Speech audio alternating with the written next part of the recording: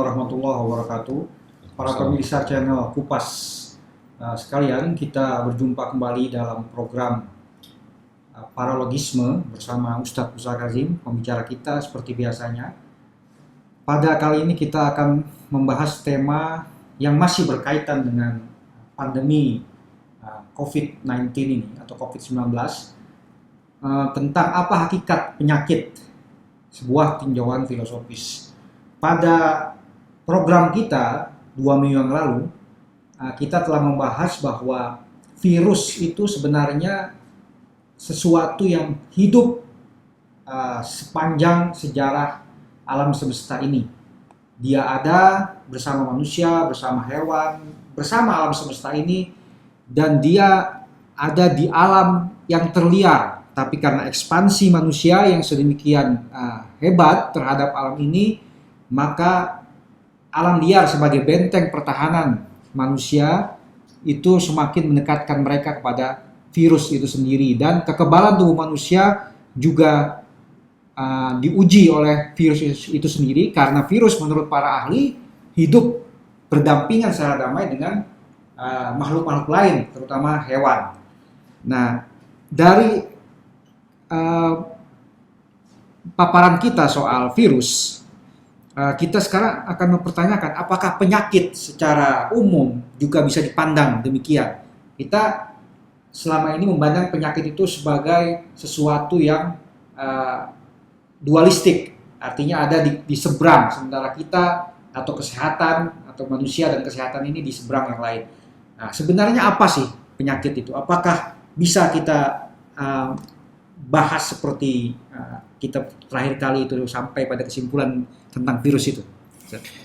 Ya, secara filosofis, dan ini bisa dianggap sebagai aksioma yang telah diterima oleh para filosof, khususnya filosof muslim, khususnya dalam mazhab filsafat hikmah, bahwa segala sesuatu yang tercipta, yang ada ini saling terkait dan saling terhubung. Jadi ada ketersambungan holistik pada segala sesuatu. Nah, ternyata kesimpulan yang kurang lebih sama sekarang juga katakanlah mulai diakui kesimpulan itu atau dipegang oleh sebagian ahli fisika, terutama dalam mazhab fisika kuantum, bahwa apapun yang terjadi di alam ini itu terkait dengan kejadian yang lainnya. Begitu juga apapun benda di alam ini saling berhubungan dengan benda yang lainnya. Nah, dalam filsafat kita mengetahui bahwa tidak ada sesuatu yang murni subjektif, sebagaimana juga tidak ada sesuatu yang murni objektif. Tidak ada sesuatu yang bisa kita anggap sebagai di luar sana tanpa ada kehadiran kita, sebagaimana juga tidak ada kehadiran kita, perasaan kita, pikiran kita tanpa ada sesuatu yang menyertainya di luar sana. Jadi antara apa yang ada di dalam diri kita dengan apa yang ada di luar sana itu selalu ada interaksi yang positif, saling pengaruh yang tidak bisa kita cegah. Karena begitulah Tuhan atau alam atau sistem ini tercipta. Jadi pandangan bahwa kita bisa hidup sendiri, kita bisa berpikir sendiri, ada sesuatu yang kita bisa ciptakan sendiri, itu pandangan yang keliru tentang alam. Nah, dengan melihat dengan prinsip seperti itu, dengan kaidah seperti itu, kalau kita lihat penyakit, maka kita tahu bahwa penyakit itu bukan sesuatu yang dari luar sana datang ke dalam diri kita, jelas bukan. Juga bukan semata-mata datang dari dalam diri kita tanpa adanya suatu sebab eksternal atau sebab atau faktor-faktor objektifnya. Jadi penyakit terjadi apabila cukup syarat-syarat subjektif, artinya imunitas yang rendah, pikiran yang stres, kegelisahan dan lain sebagainya, yang juga dan juga datangnya sebab-sebab eksternal. Apakah itu virus, kuman, bakteri, boleh jadi juga benturan dengan benda lain, itu kan juga menimbulkan sakit. Jadi sakit itu kan istilah umum untuk segala sesuatu yang menimbulkan disfungsi pada tubuh manusia atau ketidakteraturan pada tubuh manusia, juga rasa tidak nyaman pada tubuh manusia, gangguan pada tubuh manusia. Itu secara umum kita sebut sebagai penyakit.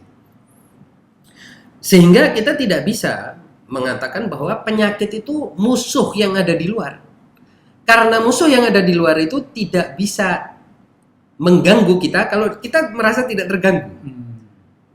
Oleh sebab itu ada kata-kata bijak dari Proclus, ya, seorang filosof Yunani yang kuno. Dia mengatakan benda-benda yang ada di luar kita itu tidak mengganggu sebagaimana atau tidak lebih mengganggu daripada pikiran kita tentang benda-benda itu. Maka kemudian dari dialah para ahli komunikasi mengatakan words don't mean, people mean them.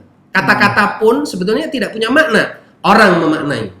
Kata yang baik pada orang yang sedang merasa baper atau perasaannya tidak sehat, kata-kata yang baik menjadi buruk, nasihat yang baik menjadi buruk. Bahkan apapun yang ada di luar sana, kalau kitanya sendiri sedang sakit, apapun yang ada di luar sana jadi mengganggu kita. Nah, itu pula lah kemudian Imam Ali misalnya, dan dalam rumusan yang berbeda-beda ini diucapkan oleh banyak ahli hikmah yang lain. Beliau mengatakan bahwa da'uka fik wa dawa'uka minka. Penyakit itu ada di dalam dirimu dan obatnya juga ada dari dalam dirimu. Jadi penyakit itu ada di dalam dirimu, tapi obatnya juga dari dirimu. Jadi dirimu inilah yang akan menentukan benda-benda yang datang dari luar itu penyakit ataukah obat. Sebagai contoh, sinar matahari, orang semua tahu bahwa sinar matahari itu mengandung sesuatu yang baik. Tapi kalau kitanya sendiri sedang lemah, kena sinar matahari, kita akan merasa betul-betul makin lemah dan mungkin justru menimbulkan penyakit. Gitu. Air minum bagi orang yang sehat, air minum itu enak. Tapi bagi orang yang tenggorokannya sakit, air minum menjadi terasa menyakitkan, kan? Gitu. Jadi semua hal itu sebetulnya kan dari dalam diri kita juga, dan tidak bisa kita lupakan bahwa di dalam diri kita internal ini, alam subjektif kita ini ada macam-macam daya, yang satu sama lainnya juga saling terkait. Nah, kalau salah satu dayanya sedang bermasalah, ya sudah, otomatis dia akan memberikan sinyal yang negatif kepada tubuh dan menolak, bereaksi secara keliru terhadap stimulus atau rangsangan yang datang dari luar atau benda apapun yang datang dari luar. Seperti itu. Nah, bagaimana? Jadi apa sesungguhnya penyakit? Penyakit itu adalah keadaan di mana diri kita sedang tidak normal, menangkap yang dari luar secara tidak normal. Persepsi kita tentang apa yang dari luar juga tidak normal. Otomatis, kalau kita sendiri tidak normal, apa yang datang dari luar menjadi tidak normal buat kita. Angin misalnya, kemudian menjadi masuk angin. Padahal angin kalau buat orang sehat, wah enak dong. Ada angin kan kita jadi seger, semilir, bisa ngantuk, bisa tidur. Tapi kalau sedang tidak sehat, angin itu menjadi gangguan. Jadi sebenarnya kan kita selalu mengenal dalam cerita-cerita dongeng-dongeng itu kan soal alam yang ganas, alam yang menakutkan, binatang buas, virus, gunung berapi, angin puting beliung, gempa bumi dan sebagainya. Itu apa sebenarnya cara pandang yang semacam itu? Bagaimana bisa dijelaskan bahwa itu tadi tidak sesuai dengan cara pandang harmonis tadi? Karena begini, kita berpikir bahwa sebagai manusia kita harus mengendalikan yang lain. Dan pikiran ingin mengendalikan yang lain, menundukkan yang lain, berakibat yang lain itu menjadi saingan kita. Kalau tidak bisa kita tundukkan, tidak bisa kita taklukkan, berarti dia ibaratnya seperti musuh yang masih liar, belum kita jinakkan. Dan ini, cara pandang inilah yang menyebabkan manusia dalam sejarahnya selalu kalah dengan alam. Kalah dalam pengertian bahwa alam yang mengubah manusia, bukan manusia yang mengubah alam. Kita tahu misalnya contoh virus sekarang ini. Barangkali salah satu hikmahnya yang sekarang sudah sering dibicarakan orang adalah turunnya tingkat polusi udara, turunnya CO2. Barangkali ini paksaan alam menundukkan manusia agar manusia mengurangi produksi CO2 dan racun yang akibatnya adalah merusak polusi dan merusak ozon dan lain sebagainya. Ini barangkali cara alam menundukkan manusia. Karena sejak awal manusia punya pikiran ingin menundukkan alam. Sehingga terjadi konflik. Padahal sejatinya bukan hanya tidak ada konflik. Justru yang ada adalah keniscayaan harmoni. Koeksistensi. Karena apa? Karena kita hadir bersamaan. Bukan kita menghadirkan yang lain kan. Yang lain ini kan sudah ada. Bahkan sebagian sudah berjuta-juta tahun. Beratus-ratus juta tahun ada sebelum kita. Jadi kita bukan menghadirkan mereka untuk kemudian kita katakan bahwa kalian semua adalah milik saya. Bukan, nggak bisa begitu.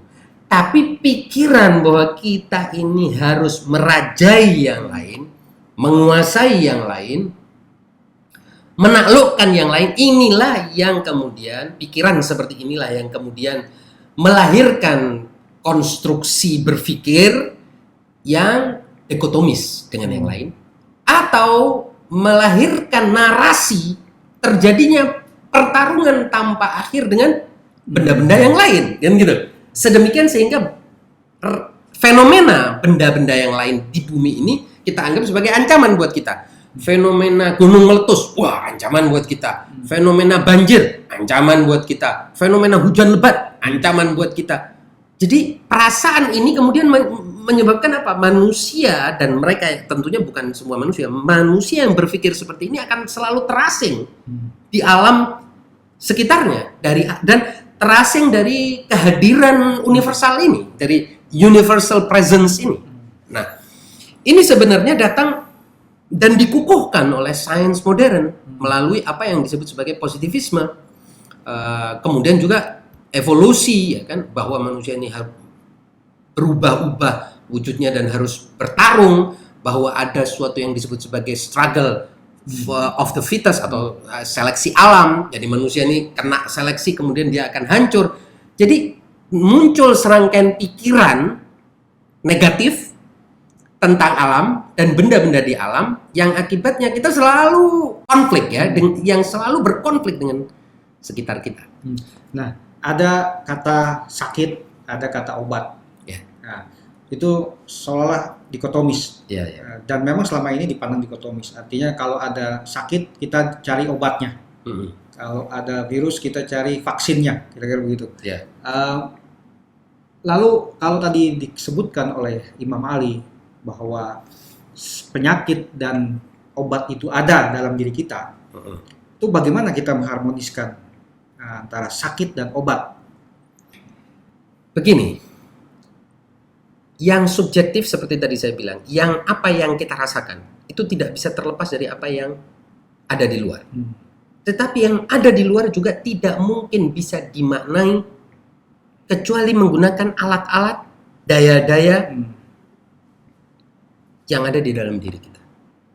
Nah, kalau daya-daya di dalam diri kita ini sendiri sudah baik, kalau istilah agamanya bersih, maka kita tidak akan pernah memandang yang ada di luar itu sesuatu yang berbahaya, sesuatu yang negatif. Itulah kenapa kadang-kadang penyakit juga dikaitkan dengan kebiasaan kita. Ya. Dan juga dikaitkan dengan stres. Kalau sekarang ya, yang disebut psikomatik itu. Psikomatik. Nah, psikomatik itu sebetulnya ya itu ada dalam kata-kata Imam Ali itu tadi. Da'uka minka wa da'uka fika wa dawa'uka minka. Penyakit itu ada di dalam dirimu dan obatnya ada dari dalam dirimu sendiri. Jadi penyakit dan obat ada di dalam dirimu. Jadi saya seperti mengingat film Patch Adams. Ya. Seorang dokter, kisah nyata itu kalau tidak salah, dokter di Amerika yang dia mempunyai filosofi mengobati pasien dengan menghibur pasiennya gitu. Ya. Tapi sekarang itu kan menjadi salah satu metode yang dilakukan oleh semua dokter yang baik, yang bagus ya. Dokter kan sekarang kalau kita lihat bagaimana dia membuka komunikasi dengan pasien itu untuk kemudian sebetulnya bukan, jadi sebetulnya healing itu dimulai dengan komunikasi itu sendiri. Para dokter ahli tahu ini, dan kebetulan saya punya teman-teman yang dokter yang memang dengan komunikasi lah awal penyakit sang pasien ini akan bisa berubah. Karena pasien yang resisten terhadap pengobatan adalah pasien yang merasa bahwa penyakitnya tidak bisa diobati. maka orang seperti itu akan resisten terhadap pengobatan, penyembuhan. Dia sendiri yang menutup diri dari penyembuhan gitu. Kalau begitu berarti obat medis, Ya. medicine itu sebenarnya hanya sarana. Medikasi itu bahkan dokter-dokter ahli pun tahu bahwa bagaimana sih? Coba kita lihat Pak Irman ya. Mula-mula kita bicara tentang dokter kan mendiagnosis penyakit. Ketika dia mendiagnosis penyakit aja kita tahu bahwa sebenarnya dia tidak akan pernah tahu penyakit yang sebenarnya apa. Kan dia mendiagnosis itu artinya kan melihat gejala-gejala. Ada berapa puluh gejala itu? Ada berapa puluh gejala itu kan tidak semuanya. Jadi penyakit misalnya katakanlah influenza. Apakah gejala influenza pada setiap orang sama? Tidak, pasti tidak. Beda-beda. Begitu juga dengan COVID ini sebetulnya ini kan menjadikan saya bukan ahli kedokteran pastilah bukan ahli tapi akhirnya karena ada wabah seperti ini kita kan jadi belajar lagi lah banyak hal ya. Kan salah satu keunikan dari virus ini adalah bahwa dia bisa muncul atau bisa menginfeksi orang tanpa orang yang terinfeksi ini sadar bahwa dia terinfeksi. Lalu dia akan menularkan kepada yang lain, kan begitu? Berarti gejala dari infeksi itu tidak diketahui. Bahkan oleh para ahli. Sedemikian sehingga kita mendengar misalnya orang seperti Perdana Menteri Inggris, Pangeran Inggris, dan sejumlah pemimpin dunia, elit dunia ini kalau nggak salah Kansler Jerman dan banyak lagi. Sekarang hari ini saya mendengar misalnya ketua parlemen Iran juga terinfeksi penyakit ini. Mungkin karena penyakit ini tidak menimbulkan gejala. Nah ini semua sebetulnya membawa kita kepada kenyataan filosofis bahwa gejala bukan hakikat. Gejala kan cuma memancarkan bagian dari hakikat. Gitu. Hakikatnya apa?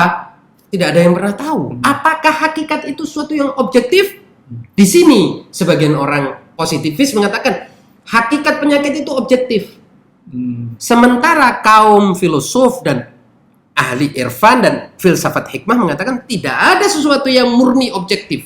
Sebagaimana tidak ada sesuatu yang murni subjektif. Jadi objektivitas dan subjektivitas ada pada semua hal.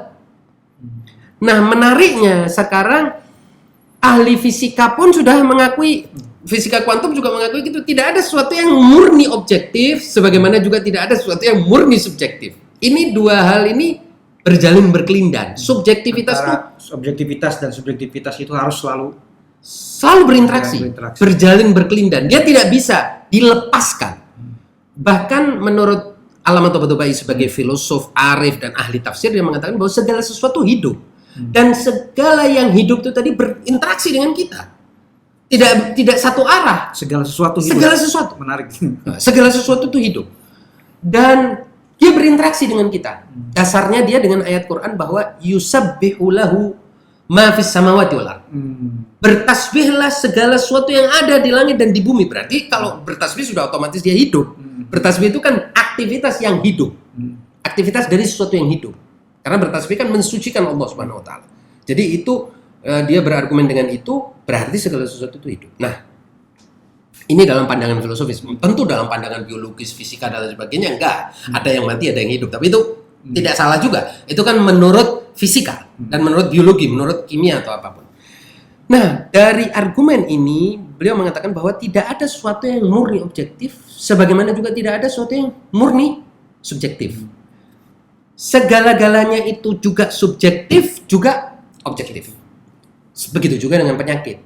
Penyakit itu tidak bisa dianggap sebagai hakikat yang objektif, yang datang dari luar dan mengena kepada kita. Juga tidak bisa kita katakan bahwa penyakit itu murni pikiran kita sendiri. Tidak. Karena ada yang datang dari luar juga. Ada juga yang dari luar. Jadi yang dari luar yang bisa diamati. Nah, tapi tetap yang bisa diamati ini tidak bisa dipisahkan juga dari apa yang ada persis dalam pikiran kita dan perasaan kita begitu. Nah, di sini kita memasuki salah satu dari bagian pembahasan penting dalam filsafat, bagian dari pembahasan tentang kausalitas. Yaitu dalam bagian pembahasan kausalitas kita mengenal apa yang disebut sebagai qanunus sinkhiyah. Qanunus sinkhiyah adalah prinsip korespondensi dan koherensi. Yaitu bahwa apa yang jadi kalau istilah bahasa Inggrisnya itu like begets like. Jadi sesuatu akan mendekati yang serupanya. Ini hukum umum, ya. Kalau sekarang istilah kerennya juga law of attraction.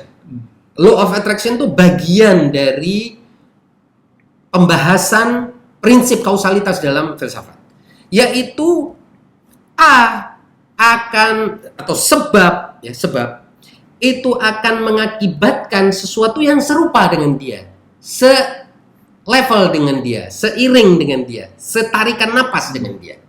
Jadi contohnya singa akan melahirkan singa tidak melahirkan ular, karena ada proses hubungan antara singa dulu, kemudian hubungan itu melahirkan dan seterusnya. Jadi penyakit juga tidak akan mendatangi orang yang sehat. Katakanlah, terus bagaimana penyakit ini yang objektif mendatangi orang? Subjektivitas orang itu dulu yang menarik penyakit itu dari luar.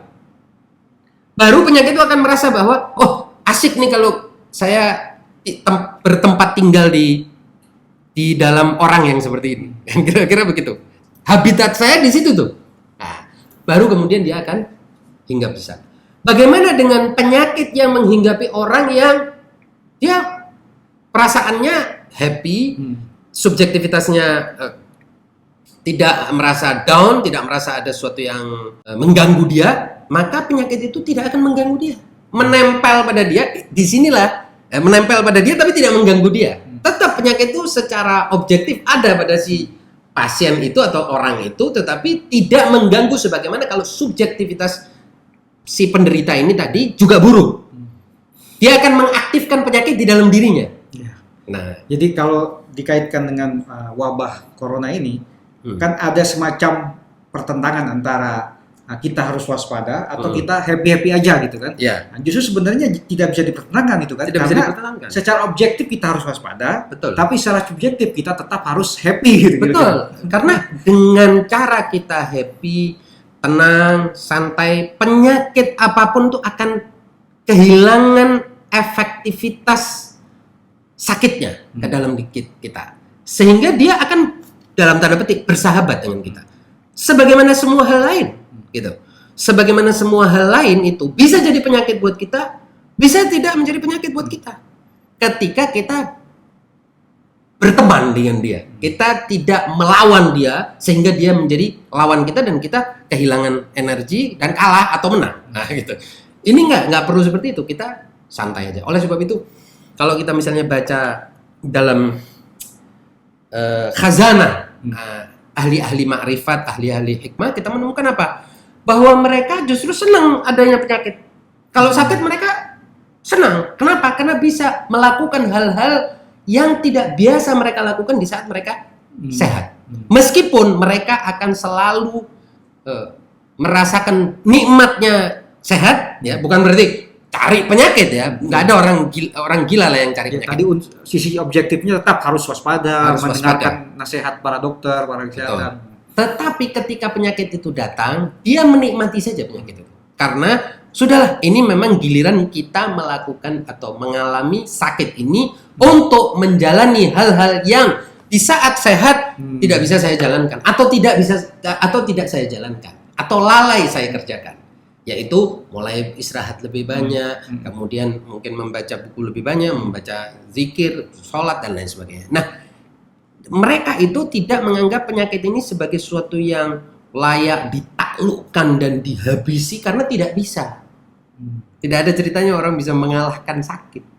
Nah, pikiran mengalahkan sakit ini tadi yang harus diubah. Kita jangan menganggap bahwa benda-benda di luar kita itu sebagai lawan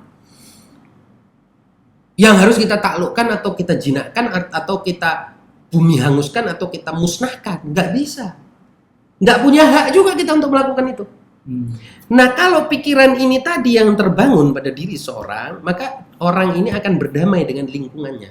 Dan terutama berdamai dengan manusia. Dan itulah tujuan agama sebetulnya. Tujuan semua lah. Tujuan pemikiran filsafat, tujuan semua hal ini adalah bagaimana manusia bisa berdamai dengan sekelilingnya dan mengalami penyempurnaan bersama dengan sekelilingnya. Karena obsesi penundukan tadi itu justru yang menghasilkan ekspansi besar-besaran manusia secara ekonomi, dan menghasilkan kerusakan ekologis. kerusakan sosial. Dan terbukti bahwa akibat dari keinginan menundukkan, menaklukkan, mendominasi tadi, justru kehidupan manusia itu jadi berantakan. Karena yang di luar sana pun akan melawan. Mereka tidak akan pernah memberi kita kesempatan juga, karena mereka kita anggap sebagai musuh. Ketika mereka kita anggap, apapun itu kita anggap sebagai musuh, maka mereka juga akan menganggap kita sebagai musuh. Kan ini kan seperti tadi saya bilang, komunikasi kan terjadi meskipun kita tidak merasa komunikasi itu terjadi, tapi komunikasi terjadi. Karena dalam filsafat kita katakan tadi, dalam filsafat segala sesuatu itu terkait, tersambung. Kalau Anda memberikan sambungan itu yang tidak baik, katakan Anda berikan bagian yang tajam, otomatis yang di sana merasa tertusuk, yang di sana merasa tertusuk, dia akan membalas tusukan kita. Apapun yang di sana itu. Apakah itu virus yang tidak terlihat, yang kecil, ataukah benda, ataukah binatang, ataukah alam, ataukah cuaca, apapun itu namanya, setiap kali kita menganggap dia sebagai musuh dan berusaha menaklukkan, maka dia juga akan memperlakukan kita dengan cara yang sama, bereaksi dengan cara yang sama. Dan mungkin menarik juga kalau disampaikan bahwa dalam bahasa Arab, penyakit itu satu akar kata dawa dengan dawa, obat. Satu akar kata dengan dawa. Jadi dan dawa itu sama satu akar kata yang sama-sama menunjukkan adanya suatu disorder, suatu yang tidak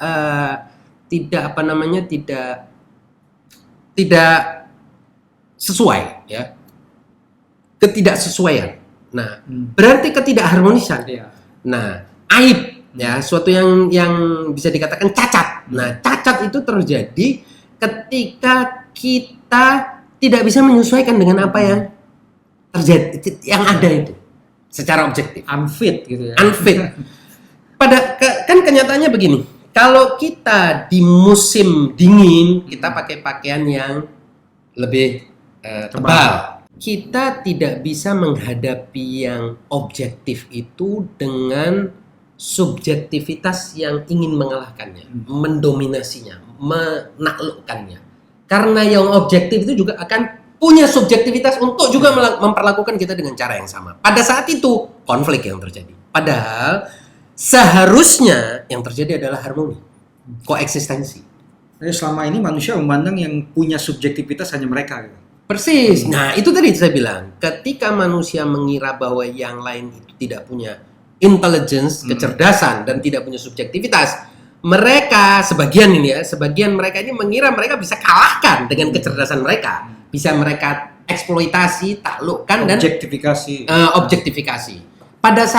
Padahal tidak seperti itu, karena yang lain pun akan memperlakukan yang sama, gitu. Oleh sebab itu, misalnya kalau kita lihat perilaku Nabi, misalnya dalam memperlakukan binatang, bagaimana Nabi menyayangi binatang sedemikian rupa itu? Emangnya Nabi kurang kerjaan menyayangi binatang sampai seperti itu? Bukan, itu karena Nabi sadar binatang-binatang ini punya perasaan. Tidak boleh dipukul berlebihan, tidak bisa ditelantarkan. Dan kadang Nabi, misalnya Nabi sebagai contoh manusia yang paling mulia di muka bumi ini dan paling sempurna, Nabi itu memberi nama binatang-binatangnya. Kenapa Nabi memberi nama binatang-binatangnya? Karena itu memperlakukan mereka dengan derajat yang lebih baik. Dan dengan memberi nama kan itu harapan yang baik. Ya kan? Seperti kita memberi nama teman kita, anak kita, dan lain sebagainya. Sampai seperti itu. Bahkan tongkatnya, terompahnya itu semuanya dia perlakukan dengan mulia, memuliakan semua itu. Tidak mudah membuang gitu, asal tidak terpakai dibuang, tidak. Lalu dari situlah terjadi interaksi yang positif. Nah, datang sains yang positivistik, ya, memisahkan antara yang objektif dengan yang subjektif, objektif diadu dengan subjek, sedemikian sehingga dan didudukkanlah subjek sebagai yang di atas, objek sebagai bawahan. Bahkan istilah objek dan subjek ini sebenarnya sudah tidak bagus, ya. Nah, ini akibatnya memang luar biasa, terjadi kekacauan dan disharmoni dan penyakit di mana-mana. Tadi ketidakharmonisan jadi penyakit. Dari penyakit yang begitu rupa, problem di mana-mana. Dan bahkan orang modern ini kan melihat penyakit itu sebagai suatu yang itu tadi, sebagai bala, ujian, dan dengan bahkan orang yang sakit itu dipandang secara hina. Kita harus ingat bahwa orang yang sakit itu dipandang sebagai sesuatu yang hina, menjijikkan, berbahaya dan lain sebagainya. Yang sakit. Padahal coba kita lihat ajaran Nabi, melihat orang sakit itu kesempatan untuk kita berbuat.